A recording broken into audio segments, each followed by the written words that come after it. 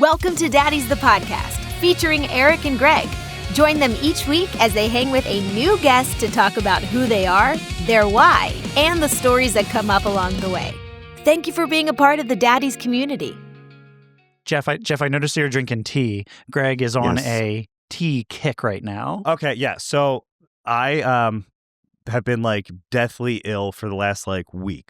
Mm-hmm. And I've never like lost my voice until 2 days ago. Eric and I were playing Xbox and I was like, oh, my voice is going out, which is great because we're recording 2 episodes on Monday. Mm-hmm. So I'm drinking tea and I don't know if I'm doing it right. So I have some chamomile and I put a shit ton of honey in here. Is that the look? That's the look. That's definitely the vibe. Yeah. Okay. All right, cool.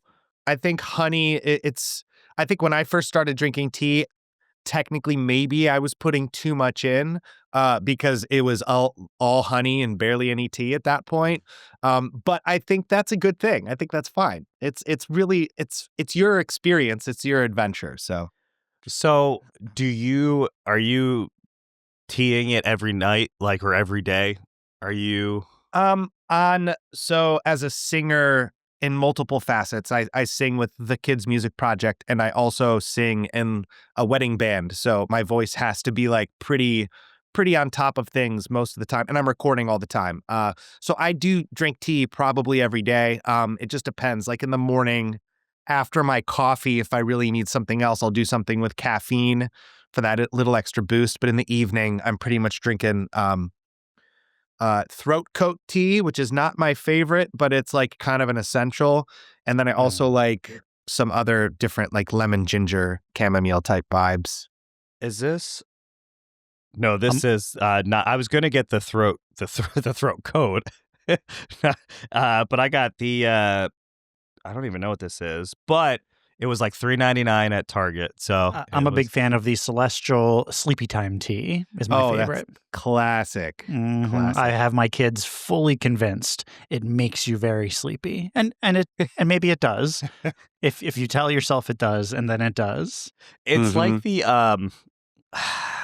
elderberry, right? Like, oh, if you take this, it'll totally get rid of the flu or whatever. And like, I'll tell you, I've been getting a lot of ads for the like the goalie. Can you not lose weight? Like, can you not lose any weight? Fix your gut. Take these. And right now you can get 3 packs for only $30. And I went to Target yesterday and I bought the 3 packs because I saw so many ads for it. And it hasn't done anything for me. It's only been 24 hours, but I was going to say, how's it didn't that work gut? already? yeah, What a right. rip-off. Yeah, I know. Vitamins suck. My gut. And it's this big buff dude. So I'm like, well, it has to be legit if a big buff dude is selling it to me. But Yeah. Jeff. Great anyway. gut. Great gut on the way. Great gut. All right. Well, that's it, everyone. Thanks for listening. Yeah, thanks for take coming care. to talk to us about tea and gut health. Yeah, right. Thanks for having me, guys. I appreciate right. it. Take care. But before we begin, I wanna get everyone's take on something. So my daughter, she is well, Eric knows this, but Jeff, my daughter is 5, and she does dance every Monday, and so her dance teacher sent an email out, I guess late last week, and she was like, hey, I'm going to let the kids know, but I just found out like I have double breast cancer and I'm going to tell them. And so we sat my daughter down before she went in and we're like, hey, you're going to probably get some news today. She is most likely like, it sounds like they caught it early enough, but here's what this is, because I realized like we've never had the cancer talk before. Like we've talked about death, but we've never had that talk. And it was like one of those things where like she couldn't really grasp. I think my daughter still really struggles with the idea of death and like not the full, like when you die, you don't come back kind of deal. Yeah.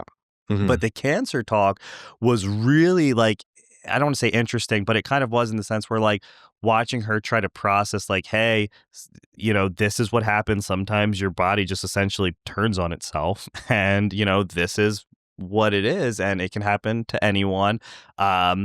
And I don't know if you guys have had that talk ever, like, or if it's like one of those things where it's like when it happens, you talk about it, but like that was the first time where I tried to have that conversation with her, and I don't think she fully could grasp it yet. Yeah. That's On that depressing really note, tough. I just No, right. like it's really tough. I think the only thing that I can relate it to is my parents have lost 2 dogs. I mean, it's totally different, but like those dogs died, and we had to straight up tell them like because I have 3 kids, and my daughter is close in age to yours, Greg. And Eric, actually, our sons have the same name. Silas is my son. No way. So yeah, That's amazing. I saw your interview with Caitlin, and you said my son Silas, that unique name. I'm like, that's my Yeah. kid's name, dude. Yes, that's an awesome name. My son's name is also Silas. Wait. My son might be his son. We're not Yeah, sure. right. There is a Silas in the mix between the two of them. But yeah, I mean, that was the thing that my daughter was like pretty like, oh yeah, well then when they come back, then we can, and I'm like, no, they will never come back. And that's just the way that it is. That's what happens. So somebody being sick and not knowing, I think that's definitely kind of a esoteric concept for kids to like grasp, because well, why does she have to leave? Why does she have to go to these places? Why she has to fight? What do you mean fight? Against her own body? Like that is heavy stuff. Mm-hmm. And two, it was like, it was so, well, when is she going to go to the doctors? And we were like, Isla, babe, like, I don't know. We probably won't know. Like, we're not that close where she's probably going to tell us that information. That's something she's going to be dealing with, but she's probably not going to be in class for a while. But then, of course, we went down the rabbit hole of, well, show me pictures of tumors. And it's like, we're not Googling the medic. We're not going down the rabbit, because we were like, we told her what a tumor was. And that was where we're not showing you pictures of that. We're not going on Google and looking up. And then it became like a, temper tantrum fight, like wanting to see like, like like the stuff that kids shouldn't really be looking at on Google. Right. Yeah. At some point, don't worry about it. Yeah, right. Like, just don't worry about it. Yeah, and Google's going to show you the worst of the worst, like right up front. Like the first 3 pictures are going to be the worst of the worst, and you're like, so yeah, that's tough. Do you remember is the feeling lucky button still on Google? Do you remember where you would type something in and you would hit feeling lucky? Yes. And it just takes you to the first site. Yeah, or one but of the like sites? it was Russian roulette essentially with Google. Or early internet, especially. Early internet, yeah. Speaking of early internet, you know who's been popping up a lot on my? We've been trying to get him on, so maybe that's why. You remember Tay Zonday, Chocolate Rain? I don't remember that. Do you not remember Chocolate Rain? It was like, what was that website? E-Bombs World? Oh, I remember E-Bombs World very clearly. Yeah. And I think or maybe he was YouTube, like early YouTube, like what was the Numa guy? Mm-hmm. Right? Yeah. Maya. Yeah. Sorry. But yeah, so I remember he's been popping up a lot. So I've been getting a lot of goalie ads and early like 2000. Your algorithm is bizarre. But it's our algorithm, Eric. So, it's that Instagram is run entirely by you. The only time I'm on there is when I accidentally click at the top of my phone, and it like takes me to a notification for Daddies the Podcast, and then I'm like, damn it. So we obviously like Daddies Podcast 50-50 between Eric and I, but I do most of the social media stuff and most of all the rest of the stuff too. And so whenever someone's talking to us on our page, it's typically me. But like, I know Eric can see the messages, so I try not to like, sure. Yeah, I'm there. Throw him under the bus too much. Yeah, right. But it's interesting, Jeff. Like you're in the kids sector, right? Mm-hmm. And Eric, 8 months ago, we really we had knowledge of musicians that, did, but like that was not our wheelhouse. And it was really interesting how it all happened for us. But Steph was like a really big part for us getting guests. Opened our eyes Yeah. to how big the industry really is, because we hadn't, we knew that there was people that make music for children, but no idea there was as it was expansive as it is.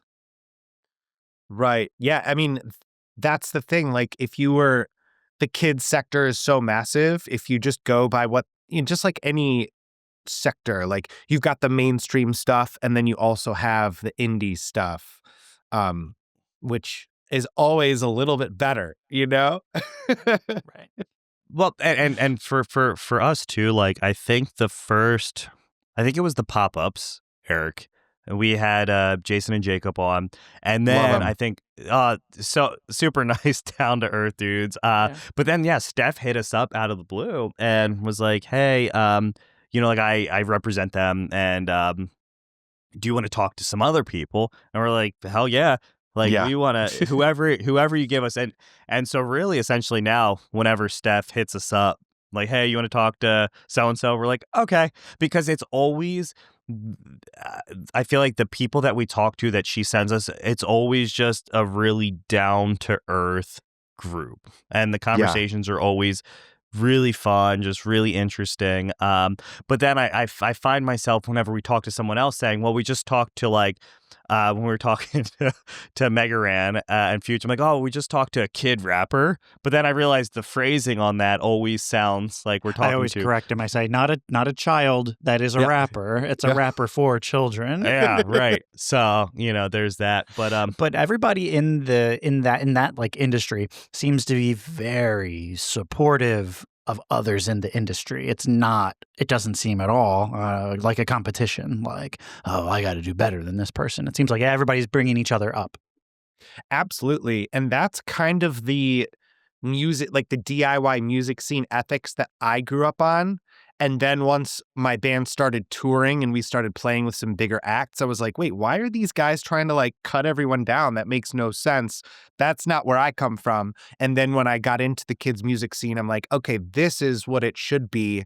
We're all on each other's albums. We're all trying to like promote each other, because you can't, not to speak for everybody that does kids music, but it's really hard to be a jerk and make music for kids that like feels authentic. Like you cannot be a jerk and make authentic kids music, because it just directly goes against your own jerk ethos. Could there be like maybe one day like punk rock kids music where they really are jerks?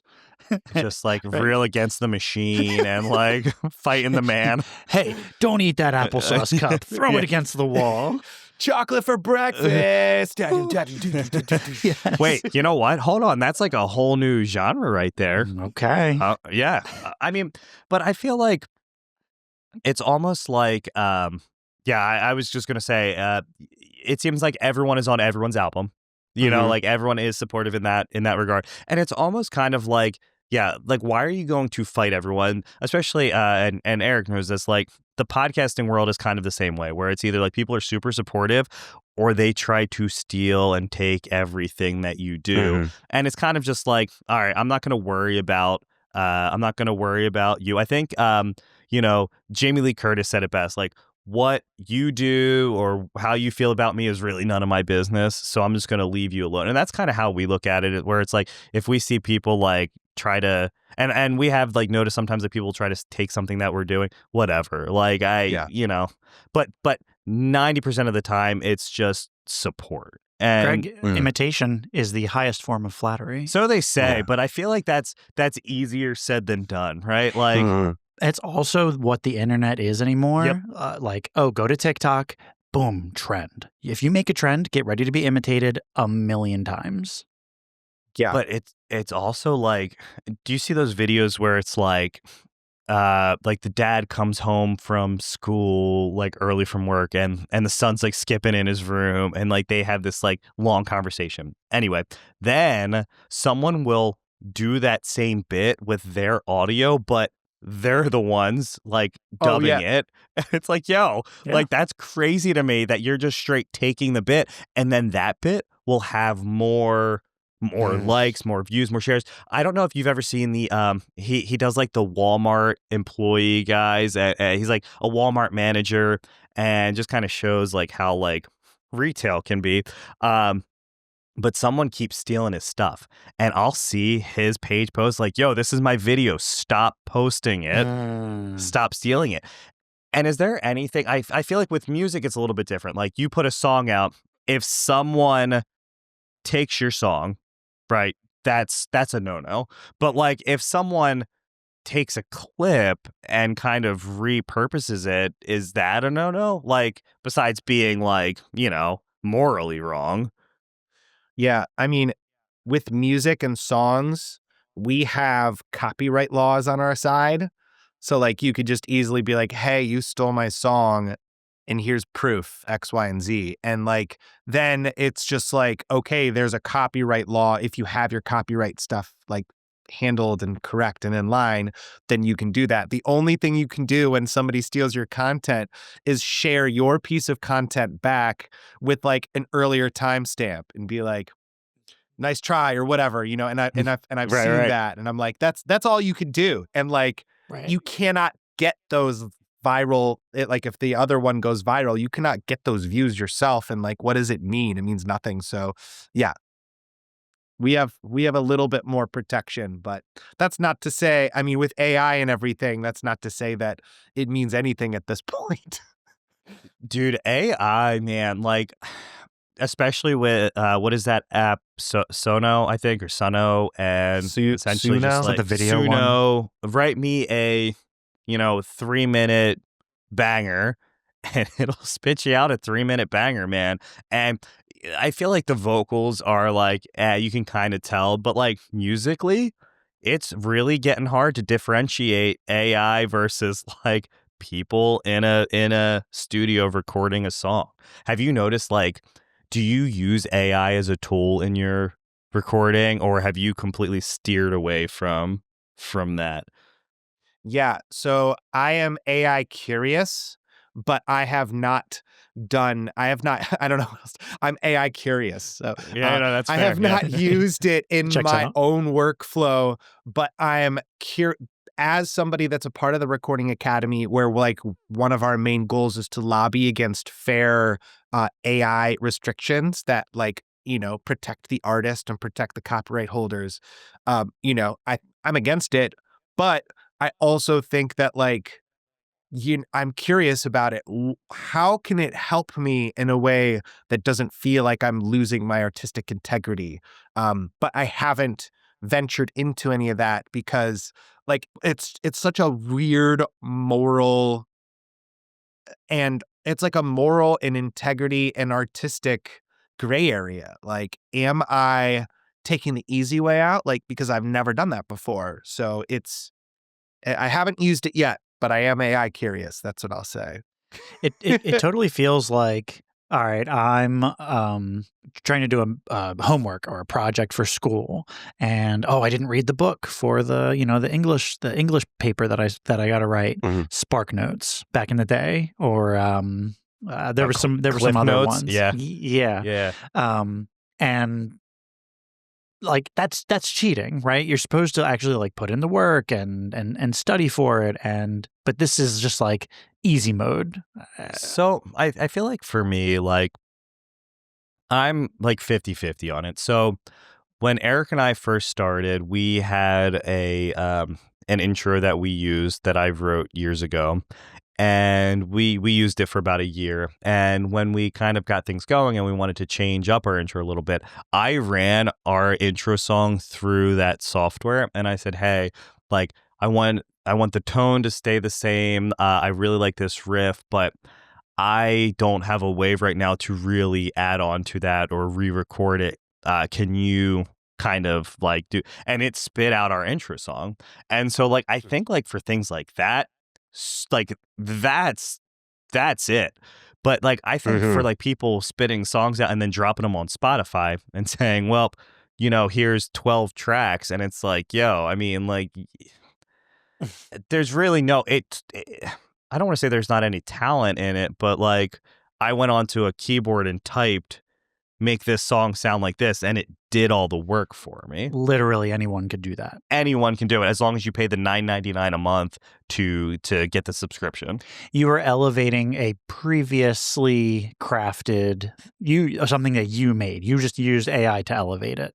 Is that fair to say? And I feel like AI should be used, if it's used as elevation, like, that's fantastic. Like, I think it was who's the dude that's always like, get out there and go to garage sales, and you're still young, bro. Gary V.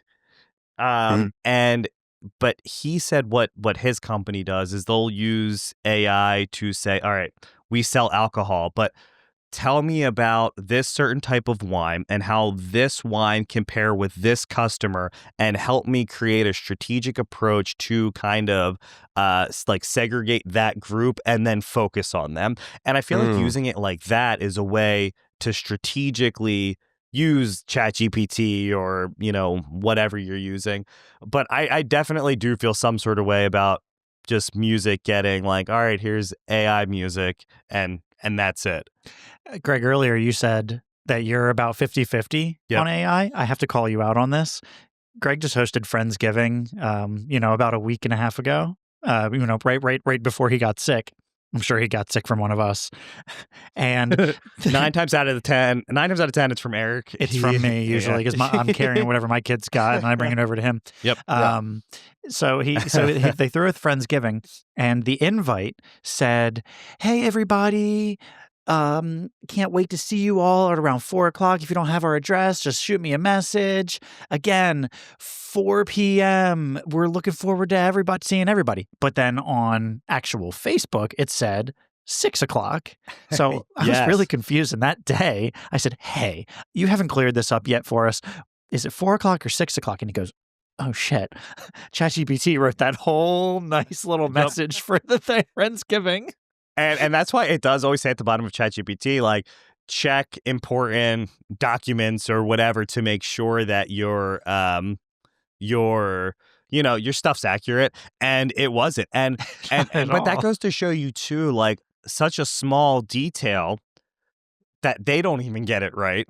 Like, and that's technology that's way smarter than the three of us, I'd say, right? Like, so I don't know. Mm-hmm. But yeah, I think with like using ChatGPT like that, but also like, Jeff, I don't know if I'm sure you send emails out. Do you ever use ChatGPT to create an email or something you're going to send people? Yeah. So like, I think in those ways, it's certainly fine, because if you're inputting all the information, like for like my wedding band situation, when I'm talking to clients, like, I'll put all the information that I need. I'll put, like, if I have to send the same email, like, follow-up thing, like 50 times, I'll put it in and be like, give me a couple of different, because I need something. I don't want to send. It also looks like spam though too. Like, if you send 50 emails the same way, it could get flagged. So that's why I think that it's nice to sort of change it that way. But I think it's fine in those situations, and especially like if you're using it for analytical stuff that doesn't really take any artistic, like, it doesn't take anything artistic for you to do that stuff. Like, I think it's totally fine in that way. And helpful. Yeah, you can. I don't know. It's so weird though too, because like, you can tell when someone's new to using it, and like the email just sounds like, I always, if I'm going to send an email, I use, and I mean, I openly say this, like, when I solicit people to come onto the show, I have a message that was catered through ChatGPT with commands that I spent hours on, and Eric and I, like, we figured out like how we wanted this message to read, and it came from ChatGPT. But like, sometimes like at work, I'll say, hey, run this just to clean it up, make sure it's grammatically correct, and then it comes out, and it's always like, greetings, and then it's like Words I'd never say. Best regards, Greg. I was like, I've never said best regards in my entire life. I hate that. I hate that as a salutation. Best It regards. doesn't make any sense. I had never heard of it until like 5 years ago or so. And I was like, what does that even mean? And I saw everybody smacking it on there. That's a salutation, right? Best. That is a best. What's the other one? Cheers. I mean, I typically go with thank you, exclamation point, or sincerely. Like those are all fine. But the exclamation point. I go thank you, exclamation point. I'll go through and I'll type a whole ass email, right? 5 sentences, full paragraph. And then I'll look at it and every single sentence ends in an exclamation point. I'm very excited usually whenever I'm typing an email, I guess. And then I go through and I delete and I pick one exclamation point to keep. Yep. You have to because you can't be too excited. Right. But, but then also like sometimes I'll like write an email and I'm like, is that supposed to be a question? Because it doesn't sound like a question and a question mark feels weird there. But English is hard. Man, English is really hard. And that's where I use any AI is because I'm not good with words. I can't put words on paper. I know what I want to say. I can say it out loud. On paper, can't do it. I say, ChatGPT, make this sound smart. Well, and I mean, so Jeff, like being in a cover band, right? Like a wedding band, like you're doing covers, or do you do originals? No, the wedding band is very much like can you guys hear me okay? Can you guys hear me okay? Yeah, we can hear you. Yeah, there was a little pause. Okay, cool. Yeah, we can hear you. Yeah, I've got like multiple wireless networks here, so I'm just kind of seeing which one is the best one today. Because, some days it's different. Gotcha. But yeah, as far as the wedding band goes, it's very much like the creativity is not necessarily in playing the songs like the record. The creativity for me is how is interacting with the audience and bringing the positive vibes. So like and trying to sing it as perfect as I possibly can as a singer, and as the front man, it's like singer but also hype man. So it's a creative endeavor that you're still playing your instrument, whatever instrument it would be, and gelling with a band. But, you play Dancing Queen 300 times. You got to find why it excites you. And for me, it's like, I got a tambourine. I'm going to find the girl that's going the craziest and give her the tambourine and see what happens. And that's going to be fun.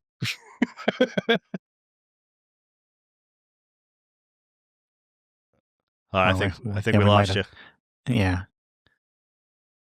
Oh, wait. Can you guys hear me? Sorry, I switched to the other one. Yeah. I had heard you say something about the craziest girl with the tambourine. Or no, you have the tambourine. Yeah, well, that would be wild if a girl had a tambourine in the crowd. Well, she just has the tambourine with her. She carries it with her. It's in her purse.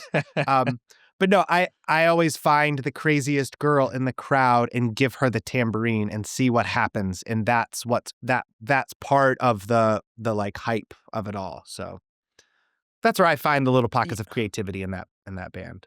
You know what though? I've never been to a wedding with a wedding band. I've only been to weddings that have had DJs, which sucks because I love wedding bands. Like watching videos of wedding bands seems so much more fun because a DJ is like, oh yeah, we can hype the crowd up, but then it's one of these. And then the song's playing for 3 minutes, and then you're spinning some discs. But like, I've never seen a live wedding band. It's a blast, man. Yeah, I mean, right. It's so much better than a DJ because you have that synergy, that energy between audience and performer. So it really is. It goes both ways. So the DJ can, only do so much as the hype person, but they're not the one that's actually performing. So we really. Our thing, I always say as like a joke, I'm half joking, but also half serious that I have the same job. My kids' music career and my wedding singer career is kind of the same job. You know, like I'm bringing the good vibes. I'm bringing the good energy. These are my songs with the kids stuff. But playing for a group of toddlers and playing for a group of drunk adults at a wedding, kind of the same job, you know?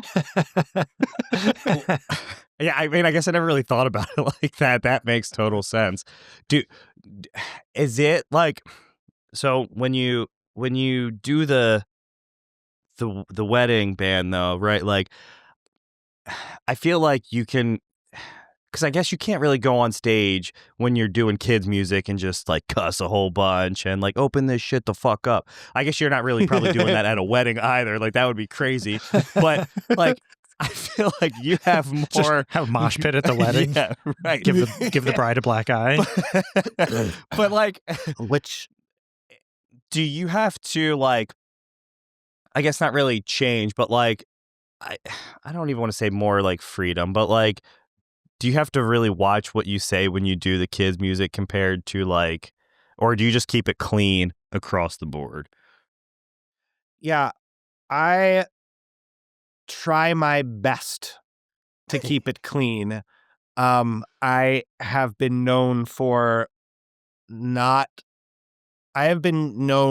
in my past lives for using a lot of swear words all the time. So I've had to really unlearn that and really intentionally be like, I can't say these things now. It would be very bad.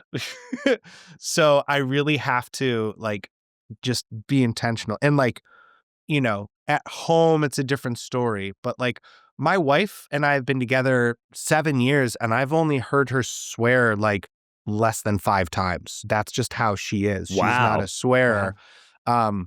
And like when I do, like when my siblings got her to swear once and I was just like, oh my gosh, what?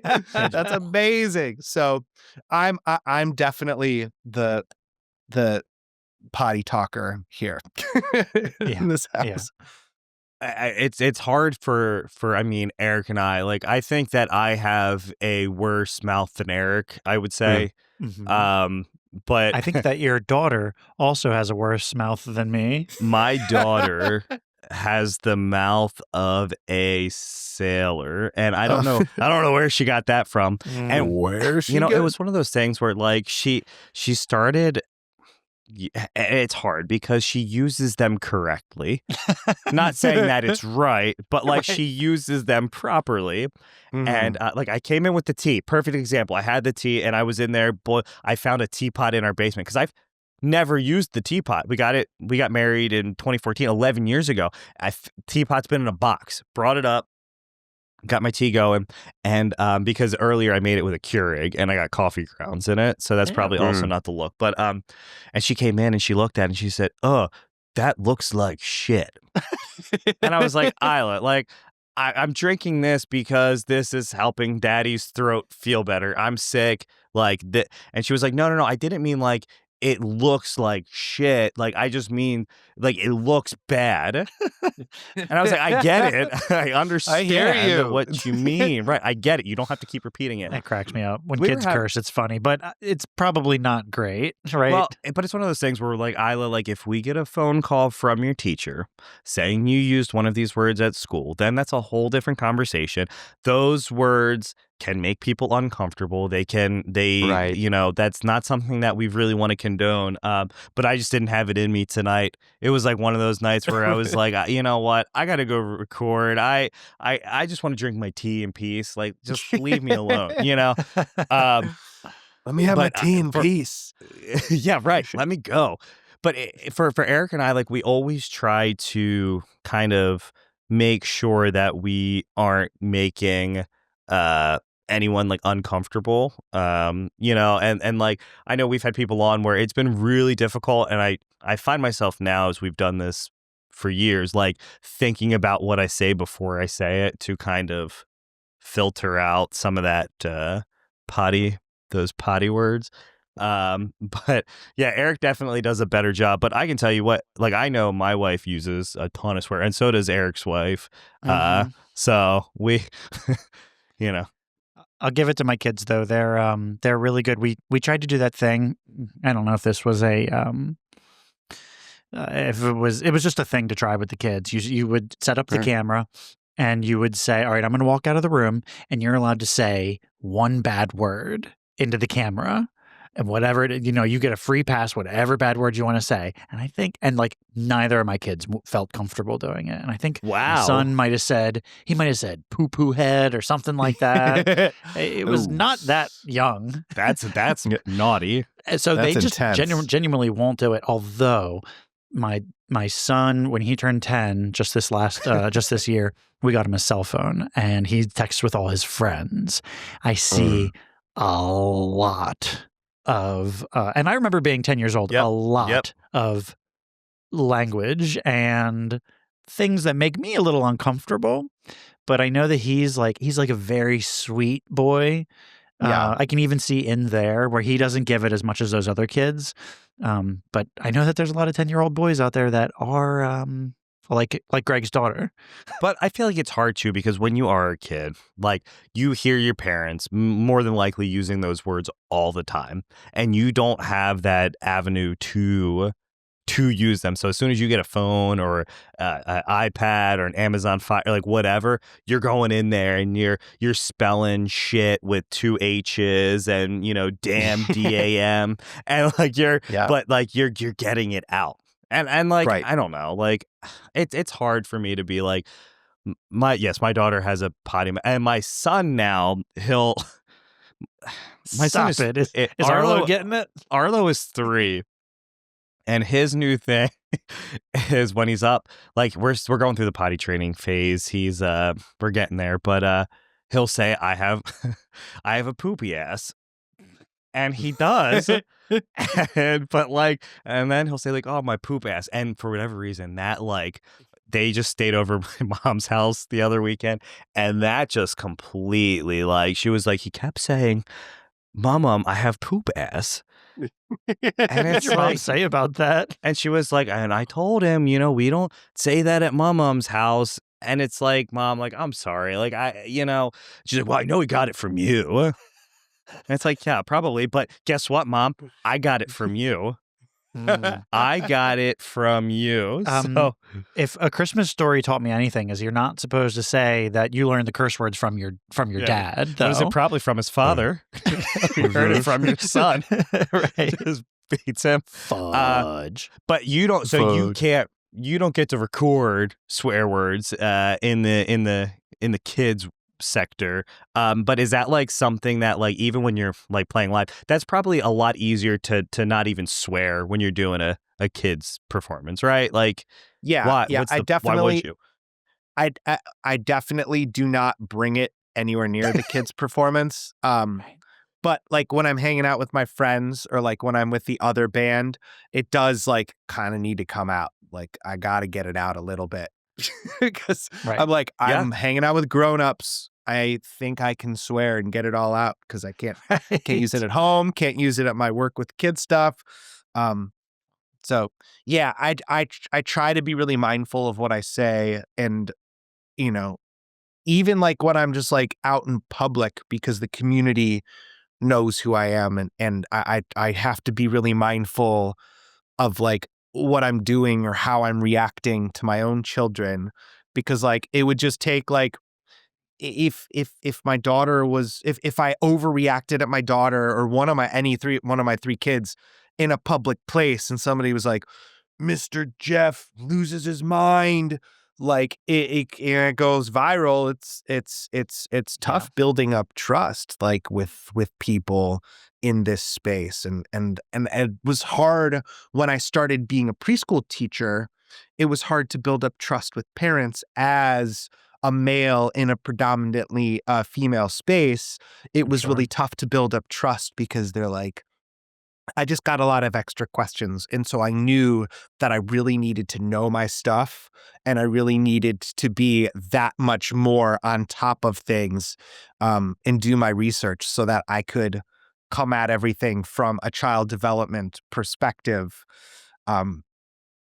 Whereas somebody else could have probably gotten away with with less, but I knew I wanted the trust. I wanted to make sure that those parents felt safe in my classroom because it was really important to me and to them. And like now that I have kids and they're going to school, like I need, as a teacher myself, as somebody who was a preschool teacher, bringing my kids to preschool, I don't want to be like helicopter parent, but I see and I need that trust. It goes both ways as you guys know. So I feel like too, like that really mirrors like it's funny. So that mirrors everyone, especially Fuge. Like what did he say? Eric and I were talking about something, and he was like, "All right, guys, let's steer the conversation elsewhere or something." It was like one of my favorite things to happen. But and but I talking to Brian and Jim from Go Banana Go, it seems like they're the complete opposite. They were which I love that too. Like that also makes me happy. But that was I think they were the only two that were kind of more open to the being a little more out there. They've made it work. I think all of their fans have accepted their very extreme lifestyle, the two different lifestyles. Yeah, but I know they're so talented and so funny, and that's kind of like just part of their charm is like they're like unhinged in a way where you're like, you gotta love them. Like kids are going to love them no matter what. Grown-ups are going to love them no matter what. That's definitely part of their charm. It was funny too. Like we when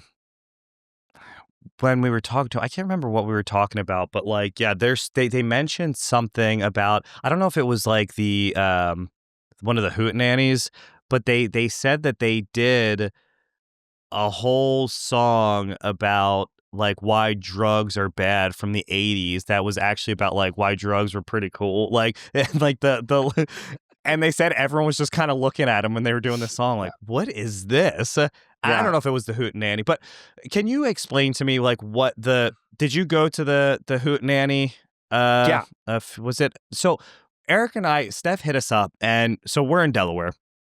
So we're not that far away, but it was like one of those things where like it's still we can't just get to New York. It's one of those things that like it's a trip. But it looked awesome. So like, what is it though? I don't understand what it is, I guess.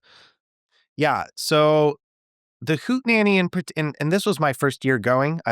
I've wanted to go for many years.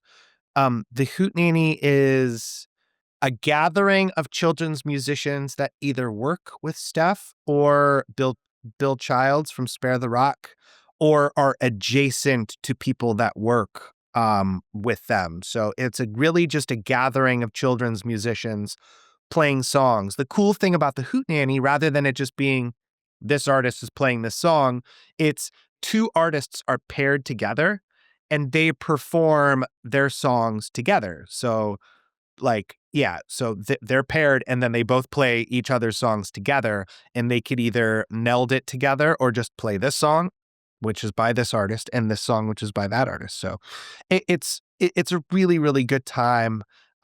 Lot of the children's music scene and industry was there, and really, really, really amazing time. Not a kid in sight.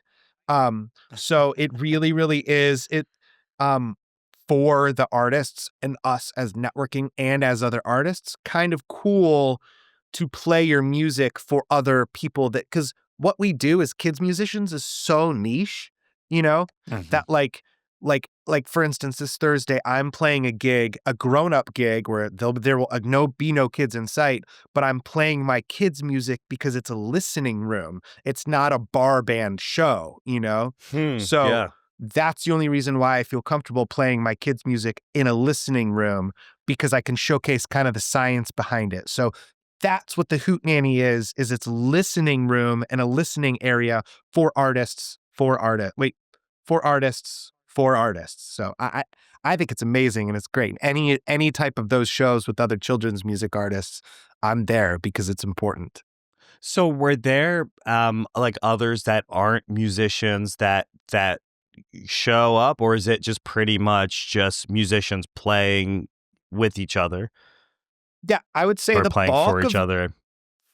because it was a small venue and invite only, the bulk of it were children's musicians, but there were a lot of like children's media people as well, like some radio hosts that are in this scene, but not necessarily musicians themselves. So, some people that like write for various publications were there, some video people. But yeah, and my friend Caitlin, obviously, Caitlin was there, Fuchs was there. It's a really good time. Even if you come and hang like next year, like it's Yeah. a I think we really good should. hang. Now I feel hanging kind of with- left. Like now I have FOMO. Like yeah. Well, and so like when Steph hit us up, I told her, I was like, yeah, like that sounds great. It's just hard. Like, and we were just in New York a few months prior. Yeah, we already took our New York trip. And we only trip get this one. year. New York is so damn expensive. It really And is. so like Yeah. getting a train, and like even though the train is cheap, the hotel was the expensive part. But I think that is something that Eric and I will, if we get invited again, maybe hopefully we didn't, burn that bridge. But no, like I don't think so. I wanted to go. And now that I know what it is, it sounds like this is kind of right up our alley, essentially. So It really is a blast. It really, like, there's a lot of different children's musician gatherings, and they're all just so fun. It's very, because it's not like, I mean, maybe in New York and LA and bigger cities it's a little different, but where I live, there's only 2 children's musicians. It's not like if I were to go into an open mic night with my guitar, there would be like 8 to 11 other white dudes with guitars playing songs, like that is right. that is a very oversaturated thing, whereas for kids musicians, it's very rare that we get together and be like, talk shop and like be with somebody that does what we do professionally. It's very rare that we're together. So that's why we really feel like we got to band together. We got to promote everybody. We got to be there. We got to bring all of us up, because what we're doing is so important, we believe. Right. Well, yeah, and I guess I never really thought about that. Like, you don't see like Fuge going on tour with the 1975. You know what I mean? Like, Right. like I'm not seeing, like, you don't really see that. Or like Danny goes on tour with Danny Go, and you're going to just see Danny Go there. So yeah, I guess there really aren't like kid tours, or if it is, it's just one specific person doing their thing and kind of, doing a little East Coast run or whatever. But I like, is that just not something that would be marketable, like, because it is so niche and little? Or like, I know like the Wiggles, right? Like, but it's just the Wiggles. It's just a specific person or specific They don't bring group. somebody with them. There's no supporting act. Right. You're not seeing, it's not Slipknot, with Danny Go. Yeah.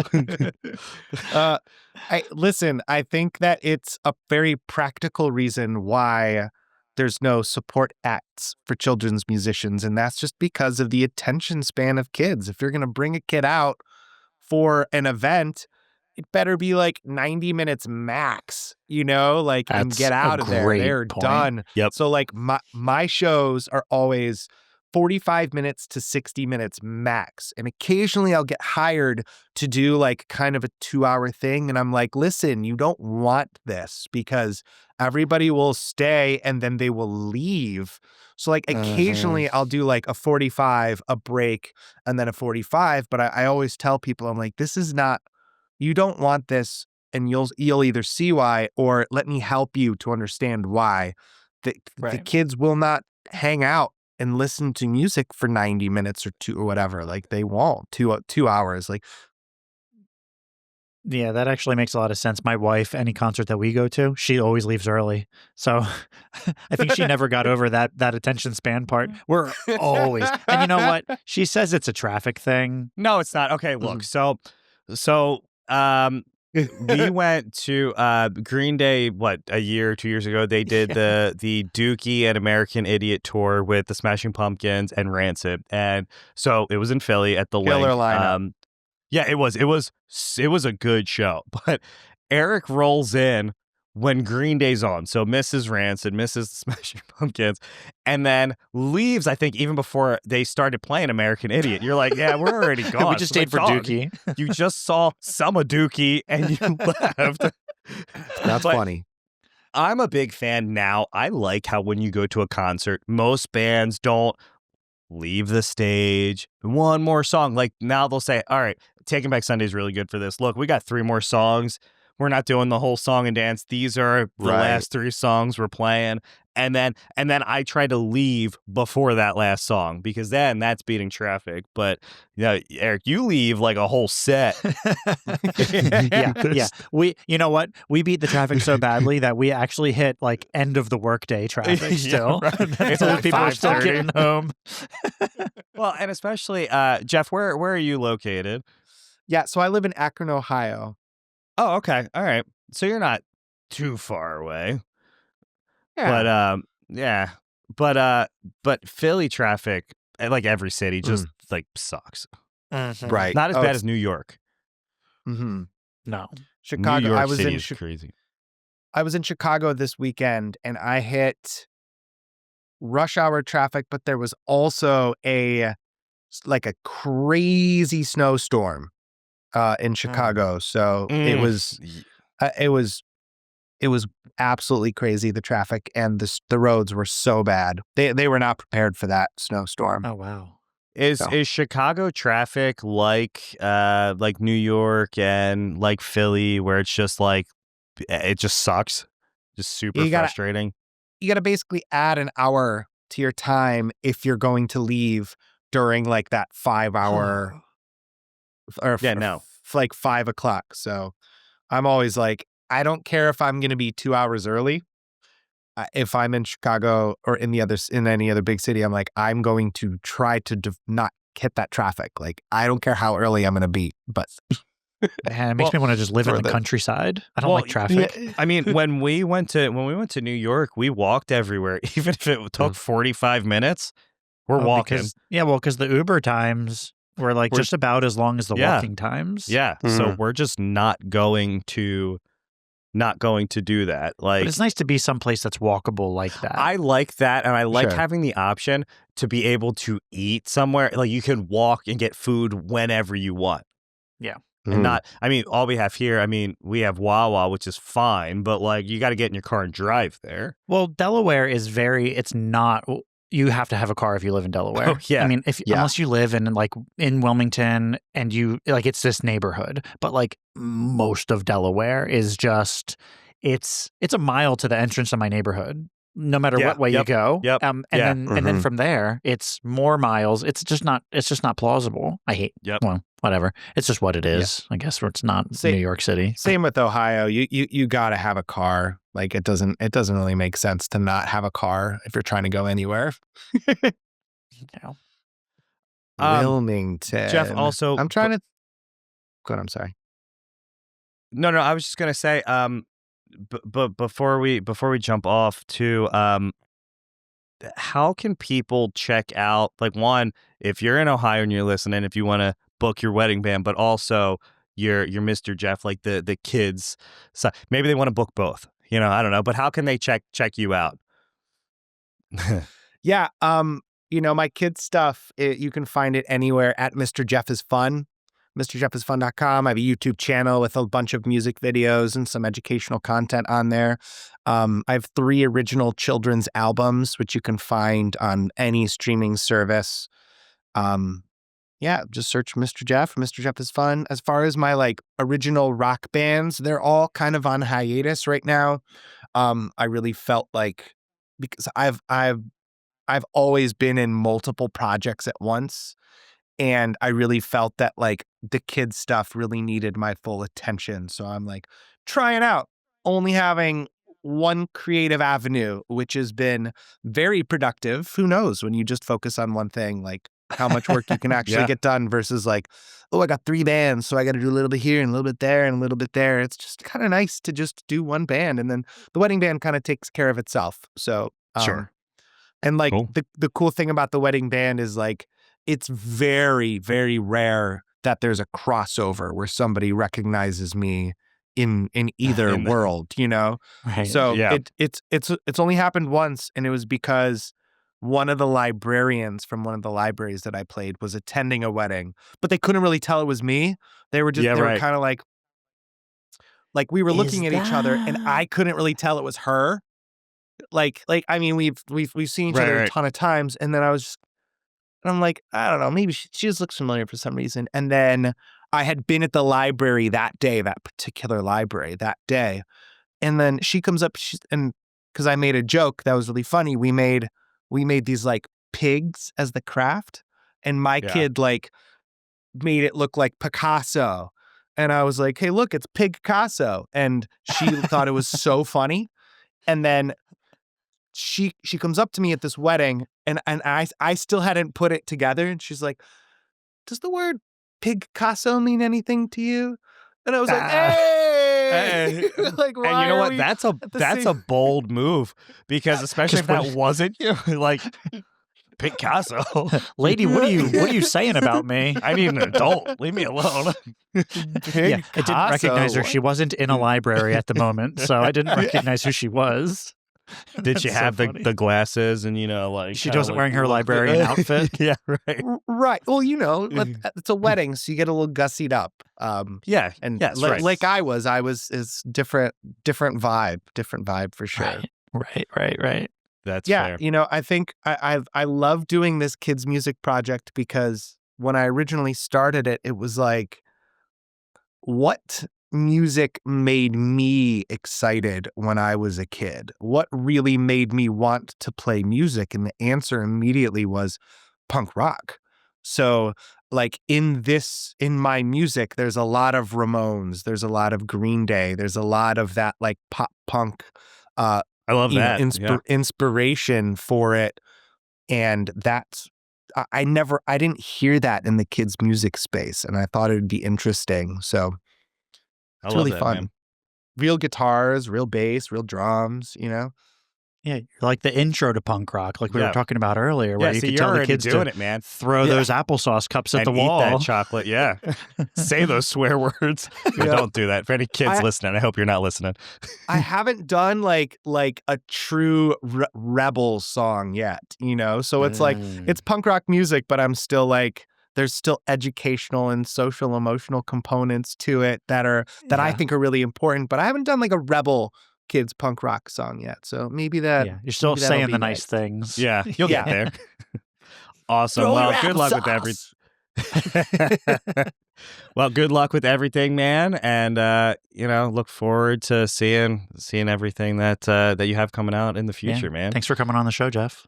Yeah, Greg, Eric, thank you so much for having me. Best of luck Absolutely. with the podcast. I love Thank what you're you. doing. You guys are doing Thank you. super cool things, and I'm happy to be a part of it in any way. Thanks for listening to Daddies the Podcast. Don't forget to subscribe, drop a review, and give us a like. We'll see you next time.